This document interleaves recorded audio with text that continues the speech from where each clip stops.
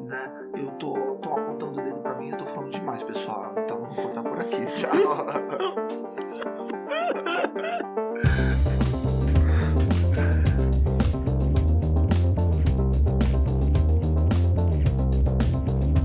Salve, Nerd Comunas de Buenas, eu sou o Bruno. Eu sou o Jonas. E eu sou o César. E esse é o Comunas Nerd United, o seu podcast de política na cultura nerd.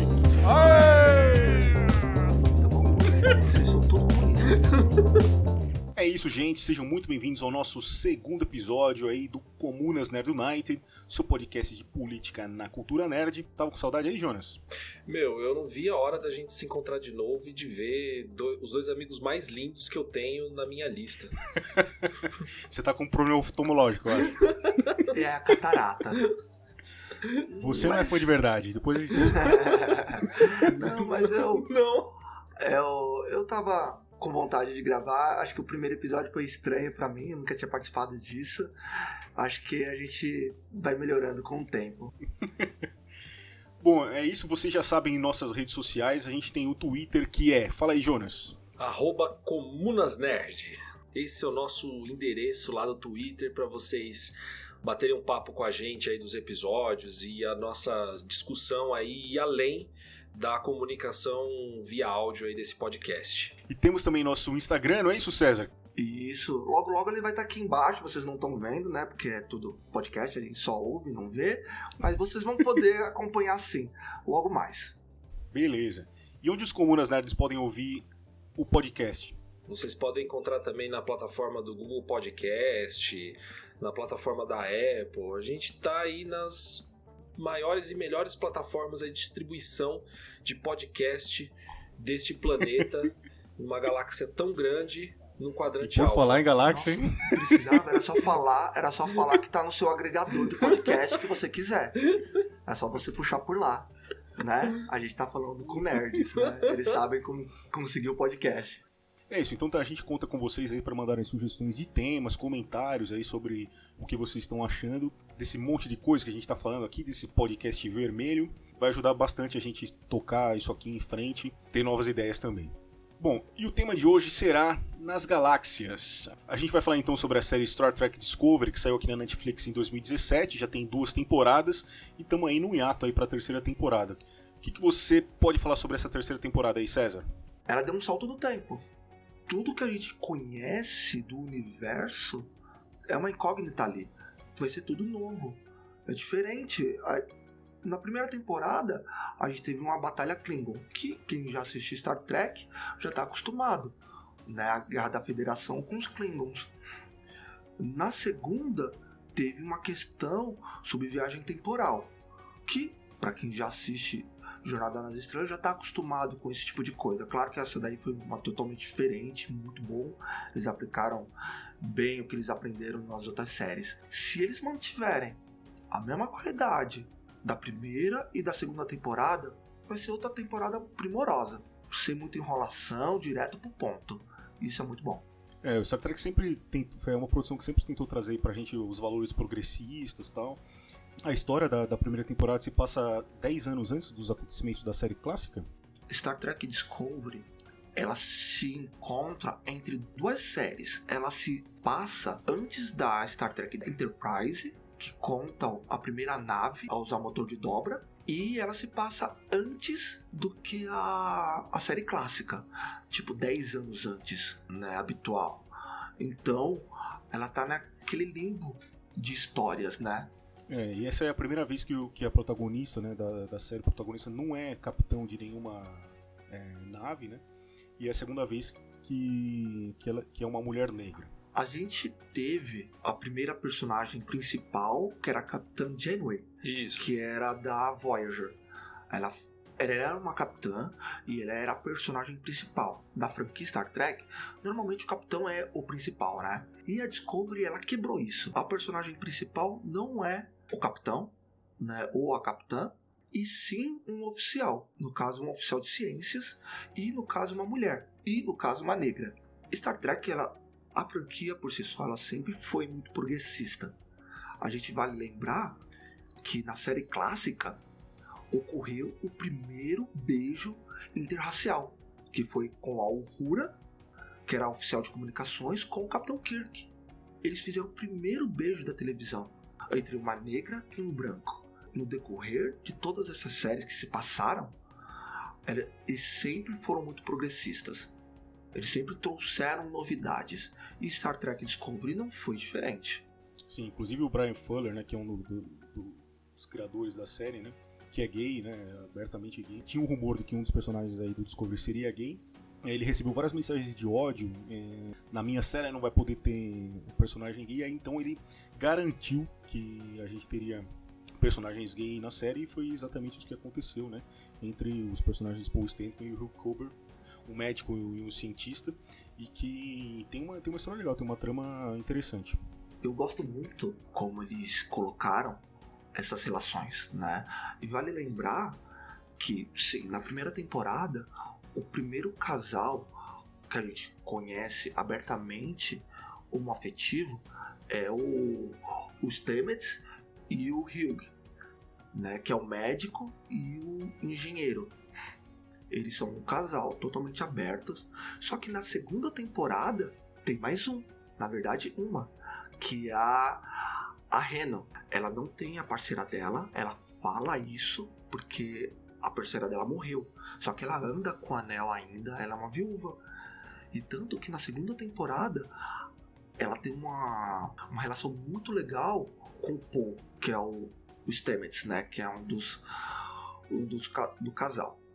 Então ela dá muita lição de moral, ela dá muitos ensinamentos sobre ter um relacionamento.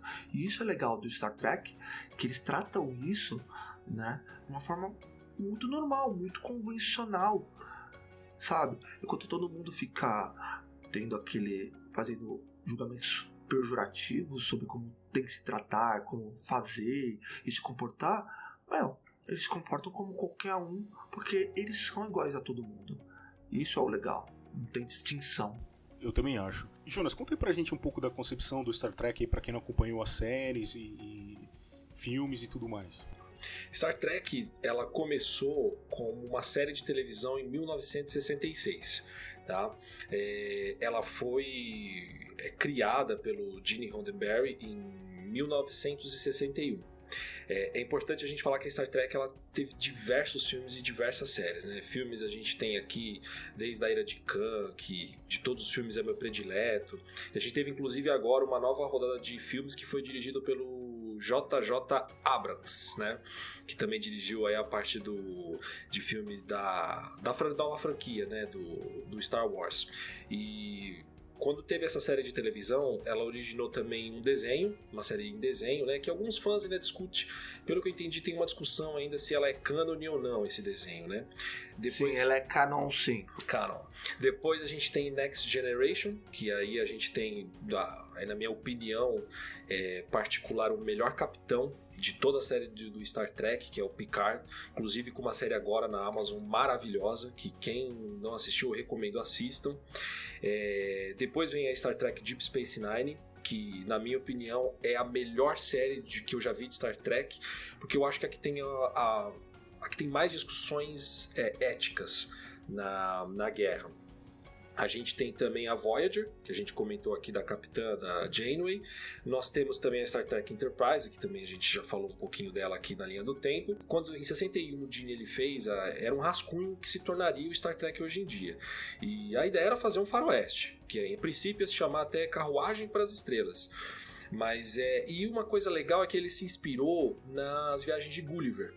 E eu já fazendo um parênteses aqui, quem não leu o livro As Viagens de Gulliver, eu altamente recomendo que vocês leiam. É um livro que eu diria que ele é filosófico, ele é dividido em 3 partes. Aquela parte do Gulliver gigante, tá em Lilliput, um monte de pessoa pequena, aquilo só é uma parte das histórias. Ele tem ali uma crítica avançadíssima sobre uma discussão sobre religião, sobre a época também do iluminismo. Então as pessoas acham que fica naquela coisinha lá dos pequenos e dele gigante, não é muito além disso. E ele queria que essa série ela tratasse em 2 patamares, uma parte ficção e aventura e outro um valor moral. O Star Trek ele tem uma parte muito forte e importante sobre um valor moral e discussão da ética.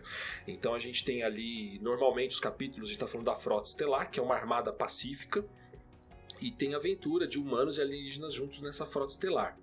É legal a gente colocar no contexto o seguinte: em nenhum momento o Star Trek fala, eles tratam como se a Federação é algo assim, lá a Terra representa a Federação. Eles falam a Federação, que é um conjunto de planetas. Então não existe aquela coisa nacionalista, aquela coisa tipo, eu sou da Terra e a Terra é meu lugar. Não, é a Federação, que são diversos planetas que fazem parte. E ali a gente vai ver discussões sobre guerra, paz, racismo, autoritarismo, feminismo, o papel da tecnologia, direitos humanos, entre outras coisas. Finalizando aqui essa introdução sobre Star Trek, eu queria que quem não assistiu pensasse o seguinte: Star Trek, a humanidade deu certo. Então a gente tem uma série em que o primeiro passo para ela dar certo é quando ela descobre o motor de dobra, que possibilita a viagem na velocidade da luz. Os vulcanos já estavam observando os humanos, que é o personagem da raça do Spock, para quem não sabe, e tem uma grande parceria, e eu acredito que grandes ensinamentos dos vulcanos para os humanos, para eles entenderem como funciona a galáxia e o pensamento lógico deles. E um outro ponto importante: ao fim do capitalismo no Star Trek, e na minha concepção, né? A gente pode pegar as raças dos Ferengis, que são altamente capitalistas, eles representam exatamente o típico empresário capitalista, mas o que possibilitou, no meu ver, o fim do capitalismo e das desigualdades no mundo Star Trek, principalmente na Terra, foi a criação do replicador. Porque com o replicador você pode produzir diversos objetos sem precisar adquirir aquele objeto. Você tem comida também sem precisar comprar a comida, ela já reproduz. Então ali o meio de reprodução material ele já está resolvido. E todo mundo tem acesso a todo tipo de atividade material. Bens materiais, né? E com isso... Eles têm a renda básica. Eles têm a renda básica ali para poder sobreviver. E você não tem mais uma necessidade, por exemplo, de trabalhar em algo que você não gosta para poder ter o que comer. Todo mundo tem acesso a todo tipo de bens materiais e alimentação. E eu acho que esses dois fatores, a dobra e o uso do replicador, trouxe o fim do capitalismo, da desigualdade e um passo à frente da humanidade para explorar a galáxia. Só um adendo aí, que vale salientar, que é o seguinte: como sociedade, eles deram certo por todos esses fatores que o Jonas falaram também, mas porque tem uma coisa muito interessante. Porque quando a gente fala de Star Trek, claro, isso foi desenvolvendo com o tempo, teve história em quadrinho, teve livro, teve muita coisa. Mas a sociedade da série de Star Trek, ela não é só a Federação. Então tem várias outras pessoas que não estão na Federação ou eram da Federação e saíram, e elas foram fazer o que gostam. Então eles fazem o que gostam, trabalham o que gostam e estão dentro de uma sociedade. Não só dentro da frota. Porque se você for pensar, todo mundo que está dentro das naves da Federação, elas não são naves de guerra. Claro que existem as naves de guerra, tá? Mas a Star Trek, ela não é uma nave de guerra. Ela é uma nave de conhecimento. Ela vai para onde precisa para descobrir, pagariar e trazer coisas novas. Entendeu? E essa é uma boa parte da questão da Federação. O crescimento mútuo. Entendeu? Todo mundo cresce lá. Todo mundo ganha lá. Bacana, mas a gente já viu então que tem uma porrada de séries aí pra fã de verdade nenhum botar defeito ou botar, né? E que mais tem além de séries e filmes de Star Trek aí, César? Star Trek, ela tem uma gama muito grande de livros. Saiu pouquíssima coisa no Brasil. Ela tem um manual de raças, falando sobre quais são as raças da Federação, quais são as raças que apareceram na série. É bem legal, bem antigo, dificilmente você vai achar numa livraria, talvez em um sebo. Claro, você ainda consegue esse material em inglês. Em português, pouquíssimos. Saiu pouquíssimos livros da literatura aqui, tanto quanto as histórias em quadrinhos. É engraçado porque as histórias em quadrinho, elas tiveram crossovers com personagens da Marvel e da DC também. Teve Star Trek com o Lanterna Verde, teve Star Trek com os X-Men e entre outros, assim, outros personagens. Então a história em quadrinho, ela expandiu bastante o universo e trouxe muitos crossovers bem interessantes. como a gente tem um pouquíssimo material em português, a gente perdeu muita coisa. Eu acho que uma das séries que mais aproveitaram a literatura foi a série que a gente hoje em dia, acho que ninguém vai duvidar, mas é a que mais chamou fãs, que é a Nova Geração. Interessante. Acho que é isso. E você, Júnior, o que você trouxe aí de político para trazer pra gente aí sobre Star Trek Discovery? Bom, sobre Star Trek Discovery, o ponto que eu queria bater um papo aqui com vocês é uma reflexão sobre a Seção 31. Que nessa série ela aparece de uma forma diferente do que a gente viu principalmente na série Deep Space Nine. Seção 31, primeiro, por que, né, esse nome Seção 31? A primeira vez que a gente tenta entender de onde nasceu esse nome foi na série Star Trek Enterprise. Um comandante fala a respeito de um artigo 14 da seção 31 da Carta Magna da Federação. E o que é esse artigo 14? Ele vai falar que ele permite algumas regras e que algumas condutas forem aí flexibilizadas, eu coloco aí entre aspas, né, em tempos de ameaça extrema. E a seção 31, como a gente viu na Deep Space Nine, ela é uma seção violenta, racista, e ela trabalha nas sombras. Na Deep Space Nine é interessante que a gente vê a seção 31 como algo escondido lá no subsolo, naquele porão que ninguém chega, alguns ouviram falar. Ela trabalha com algumas pessoas, mas não é algo aberto. Na Discovery a gente vê que a seção 31 ela tá lá. Os comandantes conhecem, os almirantes conhecem, ela poderia ser, não sei, um tipo de polícia, um outro braço da federação, e ali a gente começa a ver o quão radical ela começa a ser. Quem assistiu Deep Space Nine sabe que os grandes inimigos da federação, que o Odo lá fazia parte, o vírus, né, o morfogênico, foi desenvolvido pela seção 31 para exterminar a raça do Odo, que era onde estava acontecendo a guerra, né, que se concentra ali na Deep Space Nine. Ela quebra um paradigma, a seção 31, que a série Deep Space Nine ela é sombria, mas a seção 31, quem acompanhou a série, ela sempre tem um lado muito positivo da humanidade. A seção 31 ela mostra um lado sombrio, que até então ele estava escondido isso. Um lado realmente que eu faço aqui um paralelo com as milícias, tá? Se alguém quer colocar aqui, eu colocaria pegando na linha cronológica, trouxendo para a época de Deep Space Nine, mais para frente, ela virou uma milícia, uma sombra que mata se for preciso, e isso é mostrado na série. Na Discovery, a gente vê ali que eles sempre querem trabalhar de uma maneira autoritária, eles espionam as naves da Federação, inclusive, para poder resolver os problemas que eles entendem que precisa ser resolvido. E eu acho que a seção 31 tem um ponto que eles não são, pelo menos na Deep Space Nine, ela mostra que eles não são nem assim tão federalista. Eles são, na verdade, a favor da espécie humana. Eles começam a impor uma questão de espécie dentro da federação. Já não é mais falando de uma união de planetas. Eu tô aqui para proteger os humanos. Então eles têm ali uma abordagem muito radical. E eu queria colocar aqui um paralelo da seção 31, se eu fosse fazer um paralelo hoje com o que a gente vive no nosso país, então, por exemplo, com esse artigo aí de flexibilização, né, das normas no tempo de guerra, a gente pode colocar aí com o AGLO, que era o que o Bolsonaro e o Moro queria fazer, que é simplesmente ter uma flexibilização de diversas intervenções que a gente poderia ter, inclusive até o que ele cita naquela reunião ministerial, o artigo 142, de que as Forças Armadas é um poder moderador, que isso já foi dito pelo STF que não é um poder moderador. Então a seção 31 eu enxergo hoje, fazendo um paralelo na série como ela mostra na Discovery e na Deep Space Nine, um pouco menor em quantidade de tempo e de capítulos, que na Discovery aparece muito mais, mas ali a gente coloca um paralelo autoritário. Hoje a gente vive isso, principalmente nesses países que hoje são...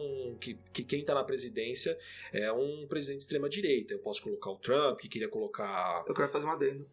Diga. A seção 31, quando ela aparece no Star Trek Discovery, ela tem uma vertente do tipo... ela é um braço direito, um braço extra da federação.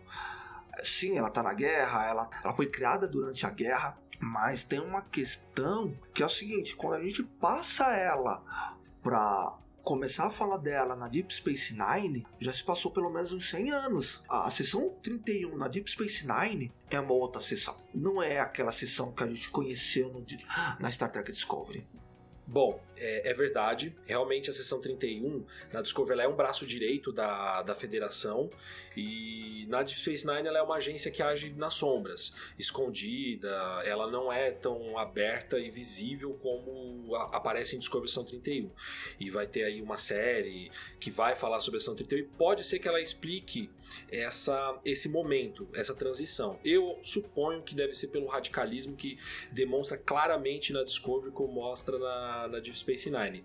E, inclusive, para quem assistiu a Discovery, a Capitã Philippa, quando ela vem de outra realidade e ela é recrutada e entra na Seção 31, na realidade que essa Capitã Philippa vivia, era uma realidade em que os humanos eles são extremamente radicais. Eles são, eu considero ditadores. Eles são um império. Eles são um império, exatamente. Um império terráqueo. E isso que é interessante de observar, como uma pessoa tão radical como ela se encaixa perfeitamente na Seção 31. E a Seção 31, eu considero ela, hoje, uma discussão tão próxima do que a gente vive da ascensão dessa extrema-direita que está aqui. Porque ela é uma seção que representa fortemente isso que a extrema-direita hoje demonstra. Uma paranoia de que estão querendo derrubar, estamos aqui para proteger os terráqueos. É claro que na série a gente vai ver que todas as raças têm ali um grupo que age por ela de maneira mais escondida, os espiões. Agora, a Seção 31 fica claro o quão radicais eles são. E eu trouxe isso da Discovery porque eles não medem esforços para poder se intrometer nos assuntos da Federações, quando a gente fala lá naquela parte de viagem do tempo. E eles não estão nem aí se pessoas vão morrer. Para eles pouco importa. O que importa é resolver o problema de uma maneira que, se tiver morte e for radical, ok, eu tô aceitando essa funcionalidade. E eu acho que a Seção 31, para fechar, ela reflete muito bem o que tem um capítulo que eu considero fenomenal da Deep Space Nine, quando o médico, o Bashir, ele é recrutado para trabalhar para a Seção 31, eles vão espionar os Romulanos, e nesse contexto desse capítulo tem uma frase que eles abordam que é: quando as armas elas aparecem, as leis são silenciadas, então as normas são silenciadas, o discurso é silenciado, e exatamente isso é a Seção 31. Ela não quer dialogar, ela quer simplesmente resolver tudo através da força, da brutalidade e de uma forma muito preconceituosa e fascista, eu diria. É uma instituição fascista na Discovery.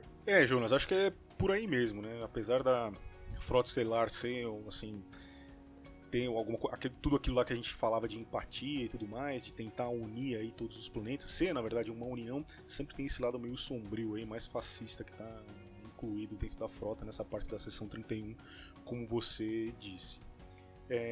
E César, de todos esses temas aí que a gente poderia falar, você escolheu falar sobre o quê? Eu resolvi falar uma coisa que é meio predominante na franquia da Star Trek, né? Que é a sua pluralidade de personagens e temas. E vem aquele ditado, né? Quem lacra não lucra, né? Ou quem não lucra não lacra. Eu nunca entendi direito isso, né? Eu acho engraçado você sempre pensar que o universo, em toda a sua grandiosidade, ele vai ser repleto por homens brancos, héteros, e todo alienígena ele vai ser igual a você. Como eu já tinha falado antes do primeiro beijo, tudo interracial, eu acho que é legal a gente dar uma olhada como a Star Trek Discovery ela se preocupou em ter uma representação de tudo, entre um casal homoafetivo, negros, mulheres e alienígenas. Só que entre isso, vale a pena pensar também em seguintes coisas. A gente tem o Linus. O Linus é um sauriano, só que ele usa um aparelho para poder falar. Eles se preocuparam que assim, nem todo alienígena consegue emitir som que possa produzir a voz. Então ele tem um aparelho que fala isso. A gente pode se remeter à nossa linguagem de sinais. A gente não pode excluir uma criança muda. A gente não precisa excluir ela. A gente aprende formas de se comunicar com ela. E lá eles também fazem isso. A gente pode falar da área. Ela, diferente do Data, que é todo um sintozoide, praticamente todo um humano, não. Ela é uma ciborgue. né? Ela sofreu um acidente, quando você ouve a história dela na segunda temporada, ela sofreu um acidente e o corpo dela praticamente é 90% ciborgue. E ela tá no grupo. A gente tem o Glenn Reese, que é asiático. E outra coisa que eu queria salientar muito são as dinâmicas que tem entre os personagens. Quem carrega a série é a Burnham. Ela é mulher, ela sempre tem que estar mostrando porque ela tá lá. Por mais que na série não obrigue isso, mas pro telespectador, ela tem que lutar. Ela tem que mostrar o porquê ela tá ali. E isso a gente vê nos episódios. A gente vê que ela sempre tá ali no meio. Ela sempre tá fazendo alguma coisa. Ela tem que mostrar. E isso é o que acontece hoje em dia, né? Eu não vou ser tão enfático quanto o Jonas em trazer tudo para o tempo atual, mas a gente pode fazer analogia assim. Enquanto a mulher tá aqui trabalhando, ela se doa, ela cuida da casa, ela trabalha, cuida dos filhos. Ela tem que mostrar que ela é alguma coisa. Eu não vou entrar no ponto que eu acho que a gente já bateu muito na questão da homossexualidade, tá? Eu acho a dinâmica deles linda. Eu acho que eles têm discussões de família dentro do contexto da nave muito importantes. Eu acho que quando acontece uma ruptura, porque eu não quero dar spoilers, entre essa relação, e na segunda temporada tem a Jet Reno ali para dar em contraparte entre eles, as discussões crescem muito. O que eu mais gosto no Star Trek Discovery é porque ele não tem medo de abordar. Uma personagem que eu acho muito carismática é a Tilly. Ela é uma alferes que no decorrer da série ela tá fazendo academia academia de treinamento, não academia física, para tentar subir de grau e virar capitã. Se você comparar com todas as outras personagens, ela é totalmente desconexa, porque ela é animada, ela é descontraída e ela tá fora do peso. Comparado com todas as outras personagens, ela tá fora do peso. E ela não se importa, e eles não se importam. Aí a gente tem que parar e se perguntar por que a gente se importa. E isso eu gosto muito. Eu gosto quando eles pegam na mão o Hugh e o Stamets e falam no final do dia como foi seu dia, sabe? É importante demonstrar sentimentos. Então quando vem um cara fã de verdade e fala quem lacra não lucra, é porque ele não conhece a vida fora da bolha dele. Star Trek Discovery, como toda a série, pode falar assim, mas é mais do mesmo. Não é mais do mesmo, porque a gente não se vê representado. Quando eu fui ver o meu primeiro personagem, capitão da série, negro, foi na Deep Space Nine, com Cisco. Antes disso não tinha.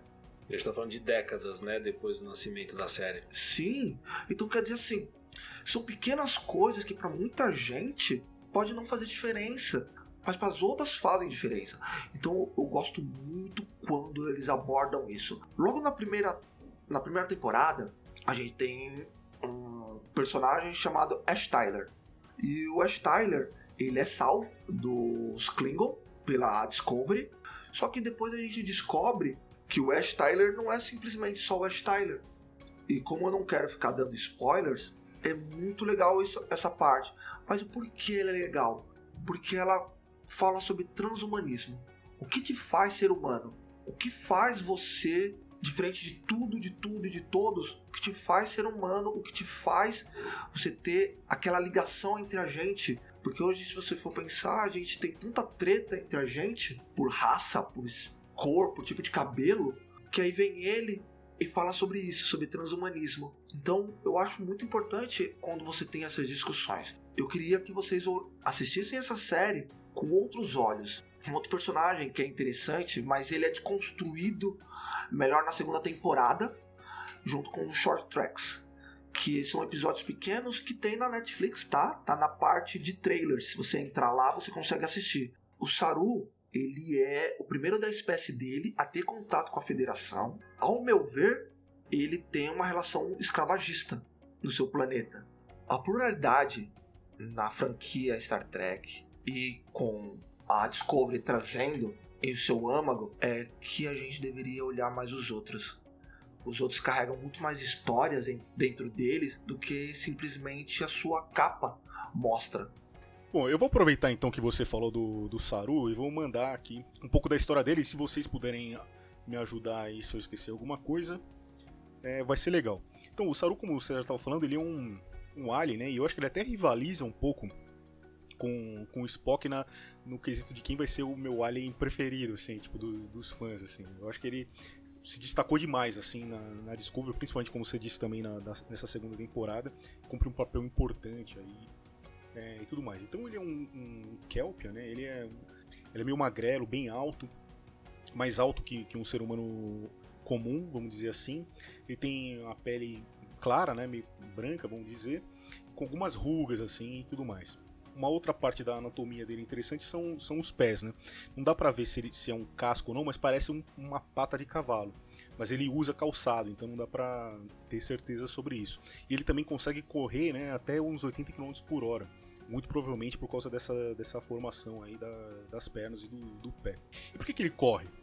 Porque o Kelpian, né, ele é presa onde ele vive, no planeta dele aqui, se chama Kaminar. Então nesse planeta Kaminar não existe uma cadeia alimentar muito diversificada, então a gente tem basicamente duas espécies, que são os Kelpians e os Baús, e esses Baús são dominantes. Então o Kelpian, como mesmo o Sauro diz, ele é como se fosse o nosso gado terrestre, assim. Então eles servem para os Baús. E os Kelpians, eles acreditam que isso é assim mesmo, entendeu? Que precisa se manter que eles chamam de grande equilíbrio no planeta, e esse equilíbrio aí eles precisam servir os Baús desse jeito. Então, em algum momento da vida, chegam para eles uma parte onde eles servem de colheita, vamos dizer assim, e eles se entregam pro abate, né, pros Baús. Ou eles fazem isso, ou eles acreditam que teriam que viver uma vida de insanidade, ficariam loucos. Muito bem. E, além disso, uma coisa importante, então, como ele é presa, né, como eles são considerados presa, então eles têm um senso, como se fossem umas anteninhas de vinil do Chapolin, que detectam o perigo e o medo, né? Então sai uns gânglios, assim, parece alguns dedos, meio estranho um pouco, da parte de trás da cabeça deles, de uma cavidade que eles têm, que quando eles sentem algum perigo. Então eles estão sempre desconfiados, assim, se eles têm alguma relação com alguma coisa que eles não conhecem, eles já acham que, tipo, vai querer matar eles e tudo mais. Então tem um comportamento de presa. Ele é o primeiro comandante, né, ele é o imediato, número 1 da Discovery. Tem uma parte antes, mas vou tentar ser o mais breve possível aqui. E ele é um cara meio Caxias, vamos dizer assim. Então ele sempre aceita o que os superiores dizem, tá muito bem com as normas, com as regras da frota estelar e tudo mais. Em algum momento da série, eles encontram uma grande esfera assim, que captura, né, que para a nave Discovery e tenta se comunicar de algum jeito, mas eles nem sabem direito se é comunicar, então tem aí um lance aí desse episódio aí. Eles não sabem se essa esfera é benigna ou não e tudo mais. E esse lance desperta nele uma transformação física. Ele começa a ficar muito doente, depois até primeiro ele acha que é uma gripe, mas depois ele descobre que não era. É um processo que os Kelpians passam, que se chama Vaharai, que é quando eles vão ser preparados para o abate lá no planeta deles. Então ele acredita que ele vai morrer, chama o Michael Burnham lá para estar com ele nessas últimas horas e cortar os gânglios deles. Então ele diz que os gânglios ficam inflamados nessa parte da vida onde não existe saída. Então ele vai morrer, ou é isso ou ele vai ficar louco. Então ele pede para que a Michael corte esses gânglios dele, os gânglios de perigo, de medo, porque a vida acabou. Ela hesita um pouco, então eles ficam conversando um tempo, e quando ela vai cortar de verdade, o gânglio cai antes que ela possa cortar. E aí eles ficam assim sem entender o que era aquilo. E na verdade, aí ele passa de novo por a dor que ele estava sofrendo, né, a dor que ele estava sentindo e tudo que ele estava passando, parece que acaba, ele se sente melhor, se sente mais forte e o medo acaba também. Então ele percebeu que estava vivendo uma vida de mentiras, né? Então o Vaharai não era um processo de morte, e sim de transformação. Então ele percebe que tudo que ele vivia, né, a sociedade vivia, inclusive o que os próprios Kelpians acreditavam, não era bem assim. E agora ele já não tinha mais medo, ele começa a questionar as autoridades. Até tem uma cena que o Capitão Pike dá alguma ordem para ele questiona, todo mundo fica olhando assim. Uma coisa um diálogo bem rápido, de umas 3 ou 4 frases, mas que ele questiona alguma ordem, né? Então começa a questionar a autoridade, coisa que ele nunca tinha feito antes. Enfim, depois eles têm que visitar, ele tenta visitar o planeta deles para tentar passar isso para os outros Kelpians, e a história segue. Também se descobre que o pretérito a ordem era invertida, na verdade os Kelpians evoluídos eram quem eram os predadores e os baús as presas, que a partir de um certo momento começaram a usar a tecnologia para eliminar esses Kelpians evoluídos, dominar ali o planeta. Os baús usam a tecnologia para manter a ordem do jeito que está hoje, do jeito que eles estão confortáveis, mantendo os Kelpians evoluídos na extinção. E é isso que eles acreditam e tudo mais, e a partir daí começa a mudar essa história. Não vou dizer muito o que acontece depois, para também não dar spoilers, apesar da série já estar aí há um bom tempo, mas eu quero fazer aqui um paralelo. O próprio César estava dizendo antes sobre uma situação escravocrata e tudo mais. Eu discordo até um pouco, preferia fazer uma analogia com imigrantes fugindo de um governo tirano, porque a gente não vê ali uma relação meio de trabalho assim, mas sim de predominância da ordem social que já está estabelecida, né? Os baús dominando os Kelpians. Então tem essa condição de opressores, oprimidos, né? E depois a gente vai ver quando eles se libertam, né? Tem a parte da consciência, até luta da classe dele, e a evolução, né? No caso física do Saru, que também pode ser tida como uma revolução depois quando ele tenta espalhar, forçar essa evolução nos outros indivíduos da espécie dele. Então eu ia fazer aqui um paralelo com o texto do Paulo Freire, que é um dos textos mais conhecidos dele, o livro chama A Pedagogia do Oprimido. Eu vou ler um trechinho aqui bem rápido. Essa luta somente tem sentido quando os oprimidos, ao buscarem recuperar sua humanidade, que é uma forma de criá-la, não se sentem idealisticamente opressores, nem se tornam de fato opressores dos opressores, mas sim restauradores da humanidade em ambos. E a gente troca aqui humanidade por kelpianidade ou sei lá o quê. E aí está a grande tarefa humanista histórica dos oprimidos: libertar-se a si e aos opressores. Estes que oprimem, exploram e violentam em razão do seu poder não podem ter neste poder a força de libertação dos oprimidos nem de si mesmos. Só o poder que nasça da debilidade dos oprimidos será suficientemente forte para libertar a ambos. E aí que, então, a partir do medo lá do Saru, né, que ele vive com medo, a parte dos gânglios de medo que caem, né, é a hora que ele se transforma lá fisicamente e percebe que as coisas não precisam ser, né, a ordem social não precisa ser do jeito que está. E ele também, mais pra frente no capítulo, ele também nem quer eliminar os baús, eles quer arrumar algum jeito de eles conseguirem viver, dividir aí o planeta de alguma forma mais justa. Toda essa história aí do Saru, principalmente nos capítulos 4 e 6 aí da segunda temporada, mostra que a evolução pode vir em muitas formas, né? E ela é dolorida, né? Ela é sofrida. Essa evolução pode ser física, pode ser emocional, mental e social. Então esse é o paralelo que a gente poderia traçar com a nossa sociedade, né? Então os baús, eles mantêm a tecnologia, no caso, para manter a ordem social do jeito que está, mas aí você pode mudar para educação, saúde, concentração de renda, e por aí vai. Então só quando a gente conseguir passar por essa parte de uma evolução ou revolução, as coisas um dia, quem sabe, vão mudar de ordem. Não é isso, gente? Meu, você citou Paulo Freire, cara. Eu sou apaixonado por Paulo Freire. Vocês dois são comunistas. Será? Não, eu quero dizer que eu sou apaixonado por Paulo Freire. Pedagogia do Oprimido eu considero um dos livros mais fodas que eu já li na vida. E essa discussão realmente do opressor e do oprimido, Paulo Freire faz como ninguém. E, puta livro. Aqui, eu particularmente, eu não discordo do que você falou, apesar como eu já tinha deixado, eu tenho outras visões sobre isso, porque, cá entre nós, ainda estou esperando um short tracks mostrando depois a Star Trek Discovery saiu de Kaminar. Eu tô vendo os Kelpianos matando todos os baús. É isso que eu tô esperando ver. Tá? Então, viver em comunidade, ver todo mundo junto, todo mundo hipster, eu não acho que vai acontecer não. Mas é só o que eu tô pensando. Aliás, eu queria... aquela forma, né, de como os baús se apresentam, a forma, digo, física deles, achei meio estranho. Eu acho que não vi mais pra frente também, depois pra ver como eles são de verdade. Não sei se vai mostrar, não sei. Eu achei meio estranho aquela parte, parecia um Venom da vida. Do simbionte. Eu particularmente espero muito que na terceira temporada a gente veja eles. Bom, acho que é isso os pontos que a gente gostaria de trazer pra vocês, mas tem algumas coisas a mais. Por exemplo, Jonas, o que os fãs de verdade acharam dessa série aí? E aí já explica o que é fã de verdade e tudo mais. Olha, os fãs de verdade, eles ficaram putos com Star Trek Discovery.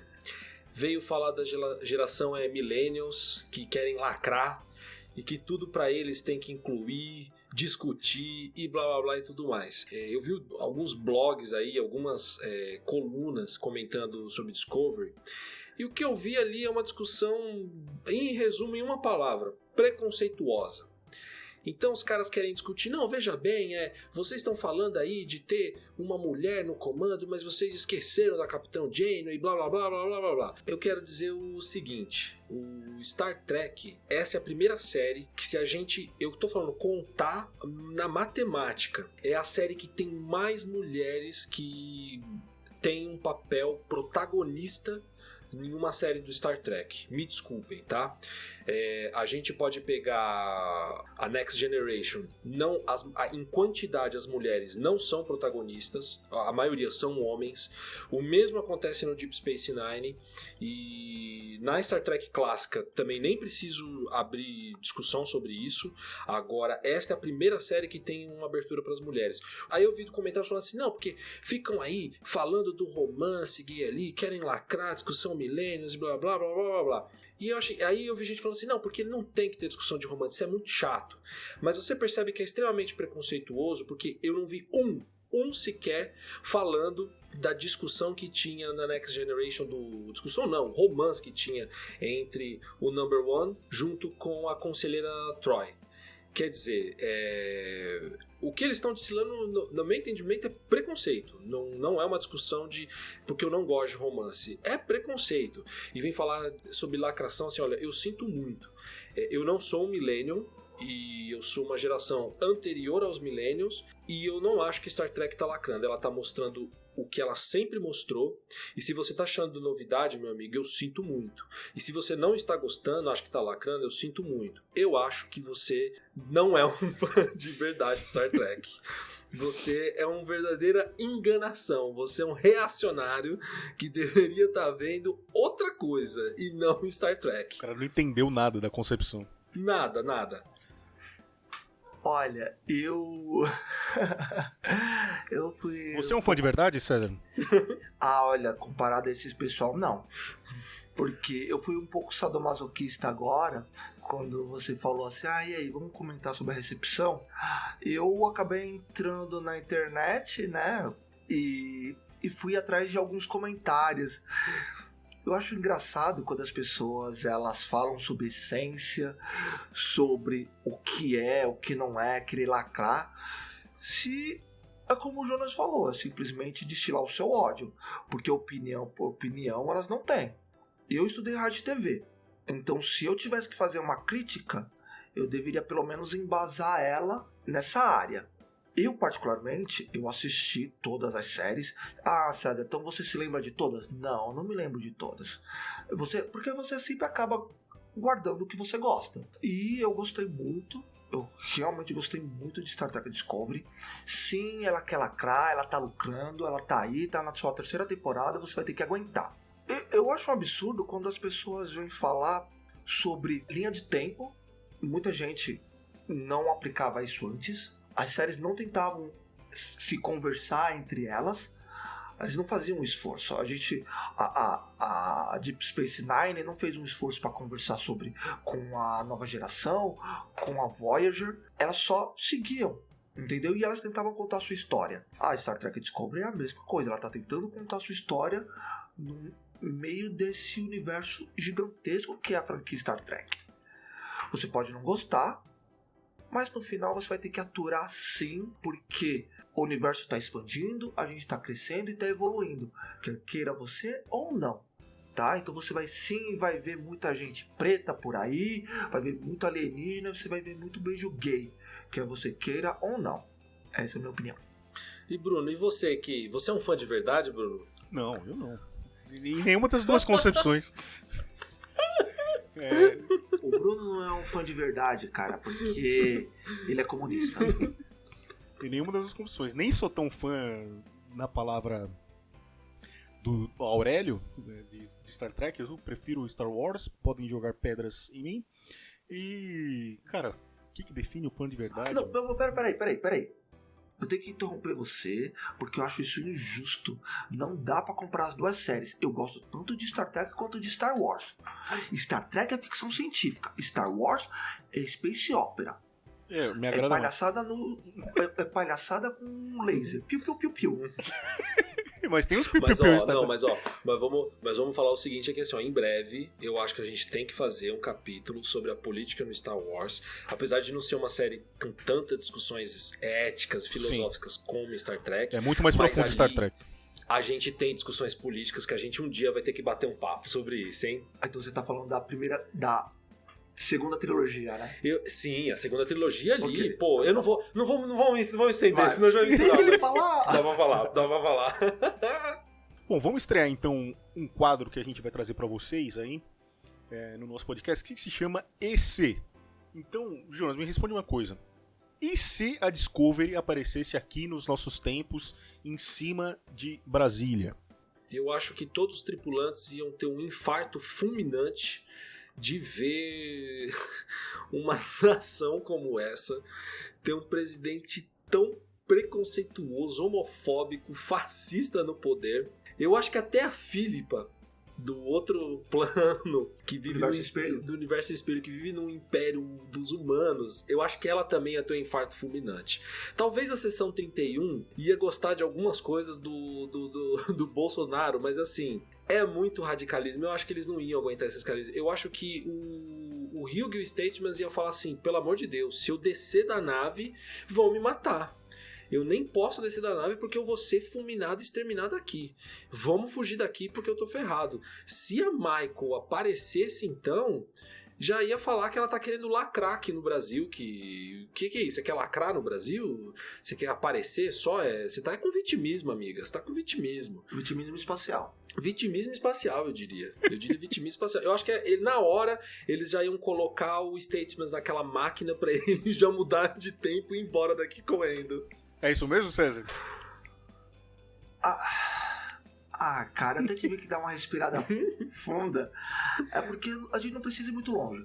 Vamos pensar que se a Star Trek Discovery aparecesse na órbita da Terra, tá? Como aconteceu naquele filme com a Enterprise, tá? E eles tivessem que andar não só pelo Brasil, tá? A gente não precisa ir muito longe, tá? Mas se ela andasse pelo mundo, ela ia ver o quanto o Gene Roddenberry era um gênio sobre a humanidade e como ele queria o melhor da gente, pensando que a gente ia evoluir tão facilmente, porque as discussões que a série tem e a própria nave, todos os tripulantes carregam com ele, eles iam olhar pra gente e falar assim, explode esse planeta.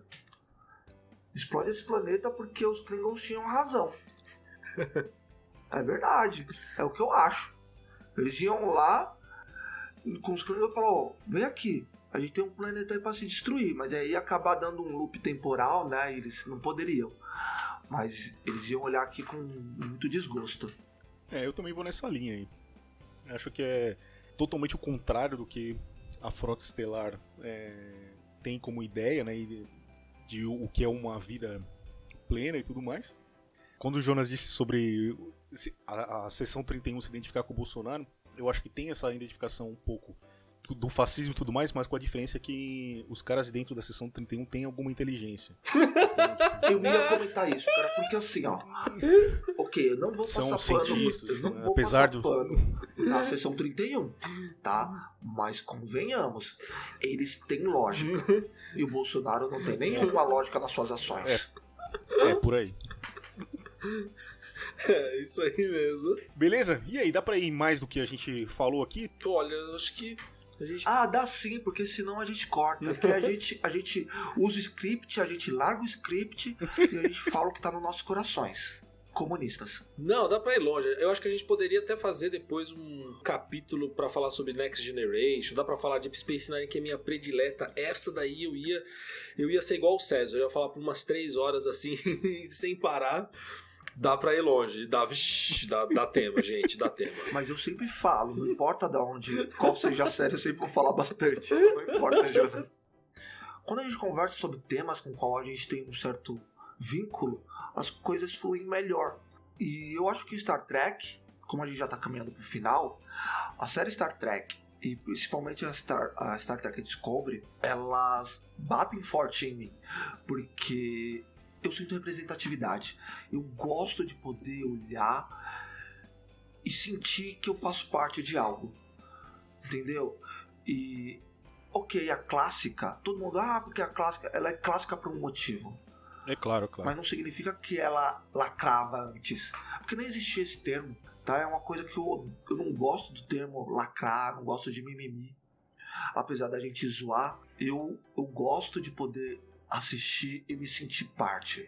Eu gosto de poder olhar e ver que os personagens estão sendo desenvolvidos em sua plenitude e que você não precisa ser perfeito para poder fazer parte de algo. E eles crescem, eles erram. Eles erram bastante e eles aprendem. Eu gosto muito de Star Trek Discovery. Eu tô louco pra assistir a 3ª temporada. Não sei o que vai acontecer. Eu nem fiquei fazendo conjecturas sobre isso. Eu simplesmente estou aberto. Eu acho que é o que falta pra muita gente. Estar aberto para as novidades. Bom, eu acho que é por aí, gente. Alguém quer dar um recado final? Eu não. Eu só quero mandar um beijo pra todo mundo que escutou a gente, no coração de vocês. Voltem sempre para o 3º capítulo e para os demais que vão vir por aí, hein? César? Que medíocre. Nossa, eu achei que você ia falar mais. Só isso? O que o Jonas quer dizer é que ele agradece por você estar nos ouvindo a nossa baboseira. Muito obrigado por estar acompanhando a gente. E por hoje é só, né? Eu acho. Né, Bruno? É isso. Valeu, gente. Muito obrigado. Esperamos nos rever em breve. Um abraço e... Vida longa e próspera.